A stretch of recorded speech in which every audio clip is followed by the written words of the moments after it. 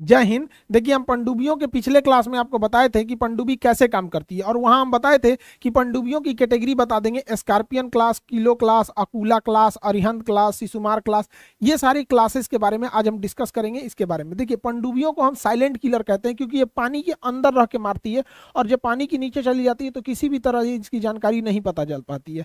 द्वितीय विश्व युद्ध में जर्मनी का सबसे बड़ा ताकत यही पनडुब्बी थी, जिसे वो यू बोट्स कहता था। यू बोट्स ने ही सबसे ज्यादा तबाही बचाई थी जर्मनी की नौसेना में यहाँ पे। तो देखिए, हम पनडुब्बियों के इंजन के बारे में पिछली वीडियो में चर्चा कर चुके हैं।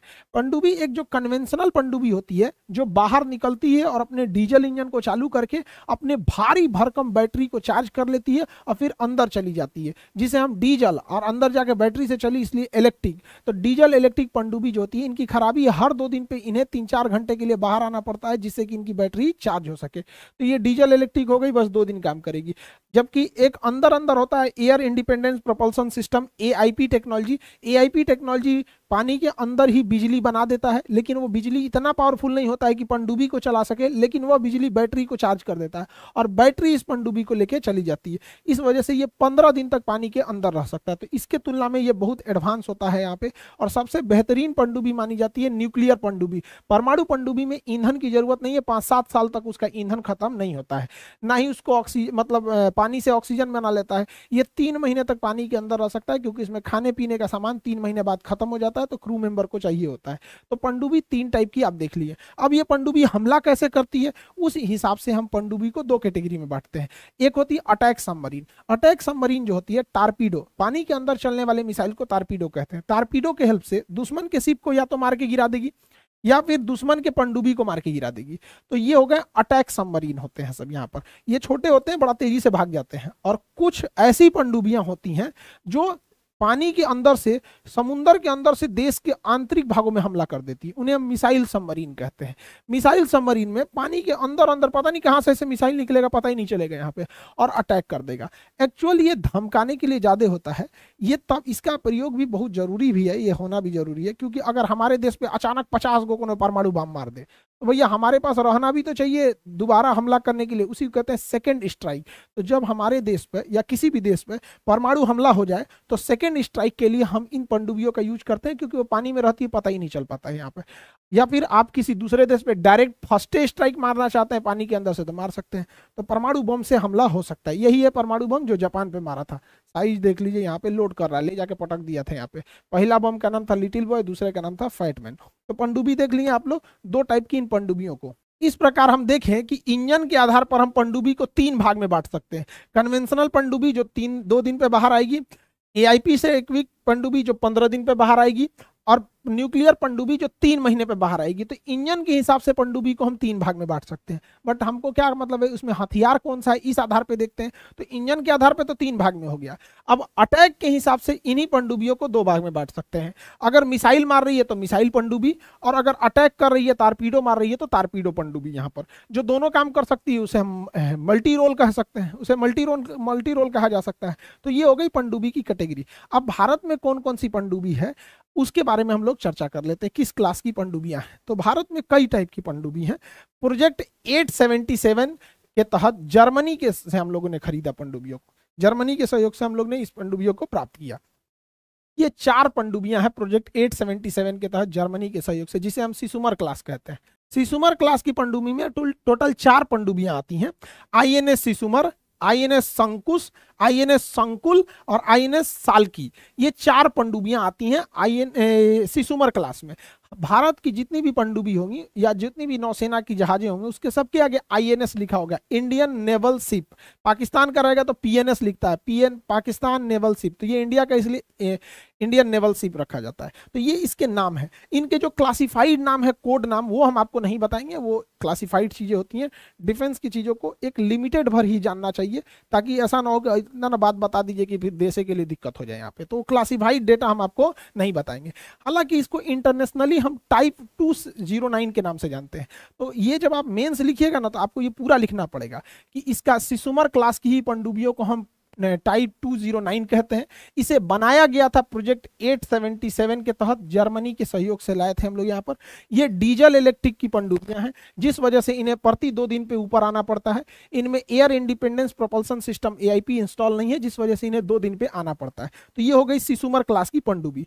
अगला पनडुब्बी देखते हैं प्रोजेक्ट 877 के तहत। उसी प्रोजेक्ट के तहत रसिया से भी हम लोगों ने कुछ पनडुब्बियां प्राप्त की है। तो प्रोजेक्ट 877 के तहत हम लोग ने 4 पनडुब्बी जर्मनी से प्राप्त किया, और प्रोजेक्ट 877 के तहत रसिया से हमने 7 पनडुब्बी प्राप्त किया यहाँ पर। तो जो रसिया से पनडुब्बी हम खरीद के लाए हैं, उसको हम लोगों ने कैटेगरी में रखा है सिंधु घोष क्लास में। सिंधु घोष क्लास नाम है उसका। तो सिंधु घोष क्लास की पनडुब्बियां जो भी हैं वो प्रोजेक्ट 877 के तहत रसिया से खरीद के आई हैं। उनमें 7 नाम जो है उनका, सब में आईएनएस लगा रहेगा, इंडियन नेवल शिप, और सब में इसमें सिंधु लगा रहेगा। तो देखिए, सिंधु घोष, सिंधु विजय, सिंधु केसरी, सिंधु कीर्ति, सिंधु राष्ट्र, सिंधु राज, सिंधु रत्न। समझ में आ गया? तो ये पनडुब्बियां हैं यहाँ पे। एक तो पनडुब्बी 2013 में आईएनएस सिंधु रक्षक जो थी वो, अब तो इसमें सिंधु रक्षक नहीं रही, वो मझगांव डकयार्ड के बाद उसमें ब्लास्ट कर गया था यहाँ पर, तो वो नहीं रही अब इसमें यहाँ पे। तो ये हो गई आपकी सिंधु घोष क्लास की पनडुब्बी। ये भी उसी प्रोजेक्ट के तहत बहुत रसिया से खरीद के आई थी। इसी को हम लोग कहते हैं किलो क्लास। इंटरनेशनल अगर हम इसको पूछेंगे तो ये किलो क्लास की पनडुब्बी कहलाएगी, और इंडिया में अगर हम इन पनडुब्बियों को कहेंगे तो वो कहलाएगी आपकी सिंधु घोष क्लास की पनडुब्बी। इनकी भी खराबी है कि ये डीजल इलेक्ट्रिक पनडुब्बियां हैं, इनमें एयर इंडिपेंडेंस प्रोपल्सन सिस्टम नहीं है, जिस वजह से हर 2 दिन पे इन्हें बाहर आना पड़ता है और ट्रैक हो जाती हैं सब यहाँ पे रडार और सैटेलाइट में। इनका भी क्लासिफाइड नाम हम आपको नहीं बताएंगे यहाँ पे। अब हम देखते हैं अगला पनडुब्बी फ्रांस के सहयोग से। उसका नाम था, वो बनाया गया था प्रोजेक्ट, खरीद के आया था प्रोजेक्ट 75 के तहत। प्रोजेक्ट 75 के तहत टेक्नोलॉजी ट्रांसफर नहीं हुई, बट यहाँ बना भी सकते हैं लोग। तो प्रोजेक्ट 75 के तहत हम लोग जर्मनी से कुल 6 पनडुब्बियां प्राप्त की है। तो प्रोजेक्ट 75 के तहत फ्रांस से हम लोग ने प्राप्त किया। तो प्रोजेक्ट 75 के तहत फ्रांस से जो 6 पनडुब्बी प्राप्त की है, उन्हें हम कलवरी क्लास कहते हैं। कलवरी क्लास, उस सब में आईएनएस लगा रहेगा, आईएनएस कलवरी, आईएनएस करंज, आईएनएस खंडेरी, आईएनएस वेला, आईएनएस वारिस, आईएनएस वाक्सीर। तो ये 6 पनडुब्बियां जो हैं वो कलवरी क्लास की कहलाती हैं। फ्रांस के सहयोग से प्रोजेक्ट 75 के तहत बना हुआ है। इनका अगर इंटरनेशनल नाम जानेंगे, बड़ा फेमस नाम है स्कॉर्पियन क्लास की पनडुब्बियां, बड़ी दुनिया भर में फेमस है। तो इंटरनेशनल नाम हो गया स्कॉर्पियन क्लास, इंडियन नाम हो गया कलवरी क्लास, और प्रोजेक्ट का नाम हो गया 75। किस देश से? तो फ्रांस के सहयोग से आया गया। क्लासिफाइड नाम हम भी नहीं बताने वाले हैं। ये भी डीजल इलेक्ट्रिक पनडुब्बी हैं, इनमें भी एयर इंडिपेंडेंस प्रोपल्सन सिस्टम नहीं लगा है, ये भी 2 दिन बाद आएंगी। डीआरडीओ ने जो एयर इंडिपेंडेंस प्रोपल्सन सिस्टम बनाया है वो सबसे पहले कलवरी क्लास की पनडुब्बियों में ही लगाया जाएगा। इसीलिए हम लोगों ने इसे रेट्रोफिटिंग के लिए फ्रांस भेज दिया है कि भैया अपनी पनडुब्बी में देखो कहाँ इस मशीन को लगाया जा सकता है, ताकि ये इंटरनली ऑक्सीजन बना सके, इंजन को चार्ज स्टार्ट कर सके और बैटरी चार्ज कर सके, ताकि ये 15 दिन बाद वापस आए। तो ये कलवरी क्लास की पनडुब्बी हो गई। अब एक प्रोजेक्ट है जिसका नाम है प्रोजेक्ट 75I। तो प्रोजेक्ट 75 तो फ्रांस से आ गया, स्कॉर्पियन यानी कलवरी क्लास का। आई मतलब इंडिजीनियस बनाएंगे, इंडिया में ही बनाएंगे। तो प्रोजेक्ट 75I के तहत इंडिया में ही कुल 6 पनडुब्बियों को हमें बनाने की लक्ष्य रखे हैं लोग। ये लक्ष्य 2040 से पहले पूरा नहीं होने वाला है। हमारे यहाँ पनडुब्बी सबसे धीमा चलते हैं सब यहाँ पे। ये डीजल इलेक्ट्रिक होंगी और इसमें एआईपी सिस्टम इंस्टॉल होगा, जिससे कि यह 15 दिन तक पानी के अंदर रह सकती है। पहले हमें लग रहा था कि फ्रांस या रूस हमें मदद करेगा इस पनडुब्बियों को इंडिजीनियस इंडिया में बनाने के लिए, बट उन्होंने अपना हाथ पीछे खींच लिया। तो हम लोग ये 6 पनडुब्बियों को जर्मनी के सहयोग से भारत में ही बनाएंगे, जिसमें एयर इंडिपेंडेंस प्रोपल्सन सिस्टम पहले से ही इंस्टॉल होगा, ताकि ये लॉन्ग एंड्योरेंस अंदर रह सके। अब अगली पनडुब्बी को देखते हैं, project ATV, advance technology whistle. Advance technology whistle, तो ये जो है ये इंडिया में ही बन रहा है। यहाँ पे ये इंडिया में, इसके तहत अरिहंत क्लास की पनडुब्बी बनेगी। अरिहंत क्लास की पनडुब्बी साइज में बहुत बड़ी होती है और वो 3 महीने तक पानी के अंदर रह सकती है, क्योंकि वो न्यूक्लियर सबमरीन है। लेकिन ये अटैक नहीं कर सकती है, मिसाइल हमला कर सकती है। तो इसमें 2 पनडुब्बियां अभी आ चुकी हैं, आईएनएस अरिहंत और आईएनएस अरिहात। इसका क्लासिफाइड नाम मत जानिए आप लोग यहाँ पर।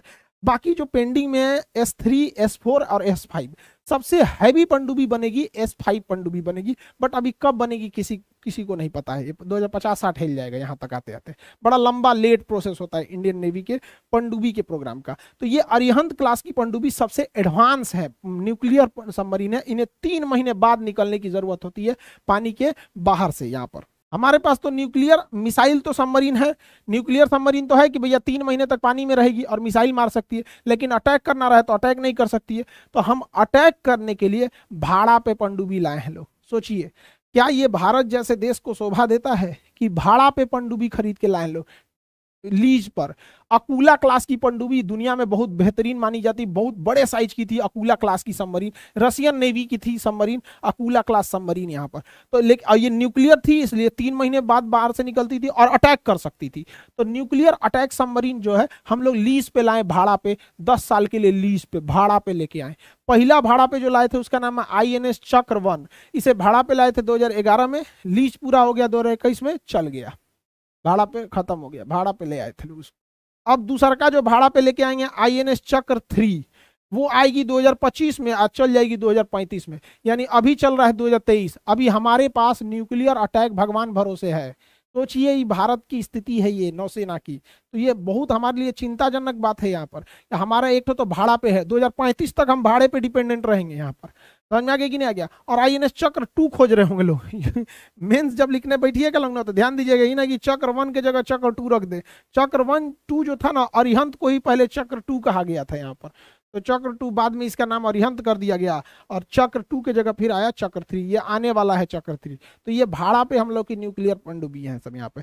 तो जो भी आप क्लास लिखते हैं ना साइंस एंड टेक पोर्शन वाले में, जब भी आप लिखिएगा तो ये ना कि मेंस में लिखने बैठ रहे हैं तो आपकी कॉपी से लगना चाहिए कि पूरा डिटेल से अध्ययन करके लिख रहे हैं। ऊपर ऊपर लिख के आएंगे, नंबर नहीं मिलेगा, फिर कहेंगे हिंदी मीडियम वालों का रिजल्ट नहीं बनता है।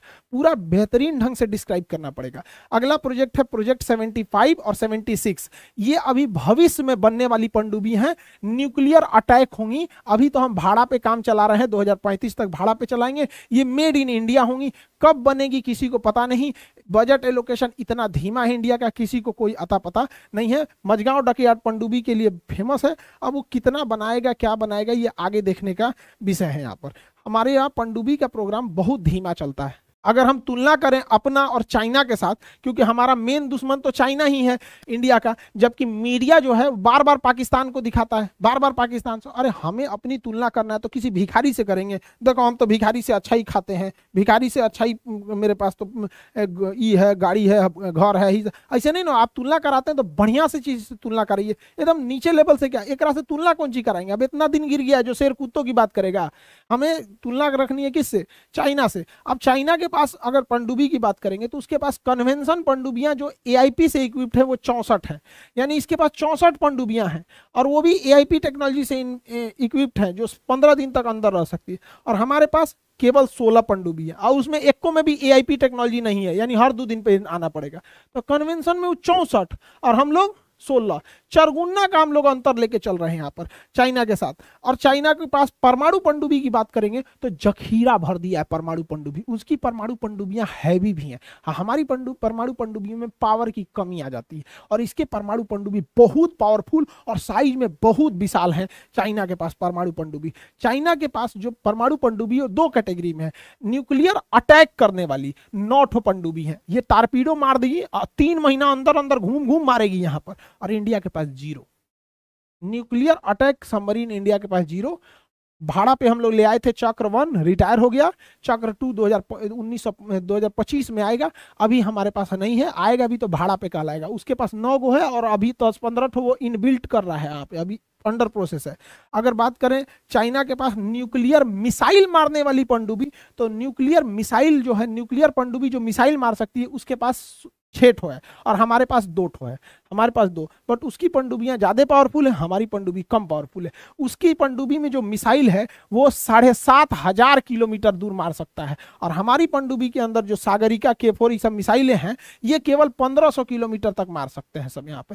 तो काफी एडवांस हो गया है पनडुब्बी के मामले में चाइना यहाँ पर, और जबकि पनडुब्बी की बहुत जरूरत है। अगर हम कंपेरेटिव अध्ययन करें इंडिया और चाइना की, क्योंकि आने वाले समय में यही हमारे लिए खतरा है, और इसके बाद ज्यादा पनडुब्बी हो जाएगी तो पुराना वाला पनडुब्बिया चुपचाप ही पाकिस्तान को थमा देगा। तो केवल एक और मत देखिए, फ्यूचर भी देखना चाहिए। चाइना के पास टोटल पनडुब्बी है 79 और हमारे पास 18, इसके पास 79, हमारे पास 18। देख रहे हैं, तुलना ही नहीं है कहीं पे। अब इस 79 किस किस कैटेगरी का है उसको देखते हैं। इनमें कन्वेंशनल पनडुब्बियां हैं जो युआन क्लास की हैं, वो 64 है, जो डीजल इलेक्ट्रिक चलती हैं और एयर इंडिपेंडेंस प्रोपल्सन से लैस है। ये 64 पनडुब्बियां हैं। तो 69 में 64 जो है वो कन्वेंशनल है युआन क्लास की, और 69 में बचा हुआ 15 पनडुब्बी वो न्यूक्लियर सबमरीन है। न्यूक्लियर सबमरीन में भी ना चाइना के पास अटैक सबमरीन की संख्या 15 में से 9 ठो अटैक है, और मिसाइल सबमरीन जो है वो 6 ठो है। तो 6 ठो मिसाइल और 6 ठो अटैक, यानी टोटल 15 न्यूक्लियर सबमरीन है। अब हम इंडिया की अगर बात करेंगे तो इंडिया के पास तो टोटल 18 पनडुब्बी है, जबकि उसके पास टोटल 79 है। अब हम अपनी पनडुब्बियों को अगर कैटेगराइज करें तो देखिएगा, कन्वेंशनल पनडुब्बी हमारे पास 16 ठो है, जबकि किसी में एआईपी टेक्नोलॉजी नहीं है, अभी लगने वाला है यहाँ पे। तो एक तो इतने बड़े देश के लिए 16 को पनडुब्बी एनफ नहीं है। न्यूक्लियर पनडुब्बी की बात करें तो हमारे पास 2 ठो है न्यूक्लियर पनडुब्बी, इसके पास 15 को है न्यूक्लियर। अब अगर उसमें कैटेगरी वाइज करें, हमारे पास अटैक पनडुब्बी 0 है, मिसाइल पनडुब्बी 2 ठो है, वो भी बहुत कम मारक क्षमता वाले की, जबकि मिलाइए वहाँ चाइना का। अब कंपेरिजन कीजिए, हमारी मीडिया कुछ दिन में हमारी मीडिया तुलना करेगी, श्रीलंका थर थर थर थर कांपने लगा भारत से।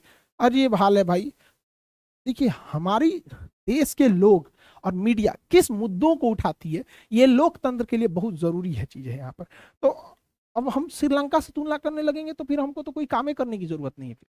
हमें हमेशा आगे देखना है कि हमारा मुख्य प्रतिद्वंदी चाइना क्या कर रहा है, फिर अमेरिका से हमें आगे तुलना करना है, फ्रांस से है, ब्रिटेन से है, रसिया से है।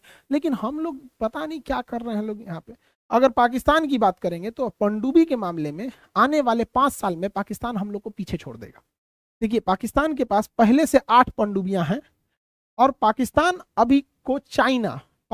को चाइना 8 और पनडुब्बी दे रहा है और डिलीवरी चालू कर दिया है। चाइना देर लेट नहीं करता हम लोग की तरह, देना चालू कर दिया। और चिंता का विषय यह है कि जो पनडुब्बी दे रहा है चाइना, वो युआन क्लास की पनडुब्बी है जिसमें एआईपी टेक्नोलॉजी लगी हुई है। इसे खोजना बड़ा मुश्किल होता है, क्योंकि एआईपी टेक्नोलॉजी 15 दिन तक पानी के अंदर रखता है। 15 दिन के अंदर पानी में पता ही नहीं चलेगा।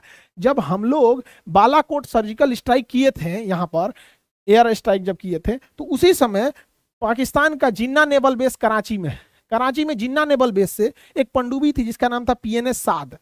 पनडुब्बी पीएनएस साद जो है वो सैटेलाइट में, इसरो देख रहा है अपने सैटेलाइट में, ये पनडुब्बी आगे गई अंदर धंस गई, अंदर घुस गई, उसके बाद पते नहीं चला ये कहाँ है।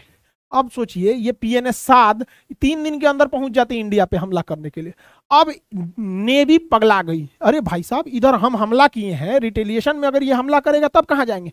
तो नेवी इसको खोजना चालू की, कहाँ है कहाँ है कहाँ है कहाँ है। इंडियन नेवी खोजते खोजते खोजते 21 दिन बाद पता चला कि वो पनडुब्बी ग्वादर में है। 21 दिन बाद, जब तक कि अभिनंदन आ चुके थे, वापस हो गया था, सारा मैटर सॉल्व हो गया। तो सोचिए, एक पनडुब्बी जिसमें एआईपी सिस्टम इंस्टॉल था, पाकिस्तान की पनडुब्बी को खोजने में हमें 21 दिन लग गया। ये बहुत चिंता का विषय हमारे लिए यहाँ पर। हालांकि हम लोग बहुत पहले पाकिस्तान की एक पनडुब्बी गिरा चुके हैं, पीएनएस गाजी, लेकिन सोचिए अपने दुश्मन को कमजोर नहीं समझना चाहिए। 21 दिन लग गया, वो भी पता कहाँ चला, वो तो जब निकली यहाँ जाके ग्वादर पोर्ट पे बाहर, तब इसरो के सैटेलाइट ने देख लिया कि अरे सोच तो निकल गया है। वहां पर नहीं निकला रहता तो खोजने में बहुत दिक्कत होता। सोचिए, एआईपी टेक्नोलॉजी है, वो 15 दिन पे कभी ना कभी बाहर निकली होगी, हम लोग नहीं पकड़ पाए थे। बहुत चिंता का विषय है यहाँ पर। और वो फ्रांस की बनी पनडुब्बी थी, और ऐसे ही 8 अन्य पनडुब्बियां युआन क्लास की चाइना पाकिस्तान को दे रहा है, और दे ही नहीं रहा है, डिलीवरी भी चालू कर दिया है, और 3 से 4 साल के अंदर डिलीवरी भर देगा। सोचिए, वो 8 पनडुब्बियां 3 से 4 साल के अंदर दे देगा। हमारे यहाँ एक पनडुब्बी बनने में 4 साल लग जाता है। तो बड़ा चिंता का विषय है पनडुब्बियों के लेके भारत को। भारत सरकार को भी इस पे सोचना चाहिए कि हमारे पनडुब्बी प्रोग्राम इतना डिले क्यों चलते हैं सब, यहाँ पे बहुत डिले है यहाँ पे। और हमारे जो पूर्व के नौसेना अधिकारी थे, उन्होंने हमारी सेना को एयरक्राफ्ट कैरियर को महत्व ज्यादा दिया, जबकि ये भारी भरकम होता है, बड़ा होता है, खर्चीला ज्यादा होता है। पनडुब्बी जो होती है साइलेंटली चलती है। तो हमें इस पे भी सोचना चाहिए सेना की बजट में। अब सेना का अधिकांश बजट, सेना का लगभग जितना बजट देते हैं उसमें 50 से 60% तो सैलरी पेंशन देने में चला जाता है। बाकी कितना पैसा खर्चे हो पाता है, हमसे 4 गुना 5 गुना बजट है चाइना का। तो हम लोग को एक बार इस पे भी सोचना चाहिए, बजट एलोकेशन को बढ़ाना चाहिए, और परमाणु पनडुब्बी पे ध्यान देना चाहिए, क्योंकि परमाणु पनडुब्बी बहुत अंदर रहती है। पनडुब्बी जितना पानी के अंदर रहेगी उतने लीथल हो जाएगी, खतरनाक हो जाएगी। हालांकि नॉर्मल कन्वेंशनल पनडुब्बी, डीजल इलेक्ट्रिक पनडुब्बी को बनाने में 5,000 करोड़ का खर्चा आता है। वहीं अगर परमाणु पनडुब्बी की बात करेंगे तो उस पर 30,000 करोड़ का खर्चा आता है। तो है, मानते हैं कि खर्चीला है, लेकिन ये भी जरूरी है भारत के लिए। तो यूपीएससी मेंस वाले आप इसे साइंस एंड टेक के पोर्शन के लिए भी ध्यान रखिएगा, और इंटरनल सिक्योरिटी वाले टॉपिक पे भी आप लोग इसको ध्यान रखिएगा, क्योंकि आपको भी इस पे लिखने के लिए आ सकता है। तो फिर उस पर आपको बाकायदा पूरा बेहतरीन ढंग से लिखना पड़ेगा। प्रोजेक्ट नेम क्या था, Kilo class, Akula class, Scorpene class, Kalvari class, ये जितने युवान क्लास, सारी पनडुब्बियों के बारे में आपको डिटेल से लिखना पड़ेगा। इसे ऊपर ऊपर लिख के चलाएंगे, अगर कहेंगे हिंदी मीडियम का रिजल्ट नहीं होता है, तो गड़बड़ बात है यहाँ पर। समझ में आ रहा है कि नहीं आ रहा है? और जो एनडीए वगैरह की तैयारी कर रहे हैं उन लोग के लिए भी ये टॉपिक जरूरी होता है। अब इसी में एक जहाज होते हैं सब आपके, होवर क्राफ्ट होता है, लैंडिंग वेसल होता है आपका, कॉर्बेट हो गया, फ्रिगेट हो गया, और डिस्ट्रॉयर, इन सब में भी अंतर हम आपको बता देंगे। एनडीए सीडीएस वाले लड़के आप लोग मन से क्लास कीजिए, आपका क्लास प्रॉपर चल रहा है।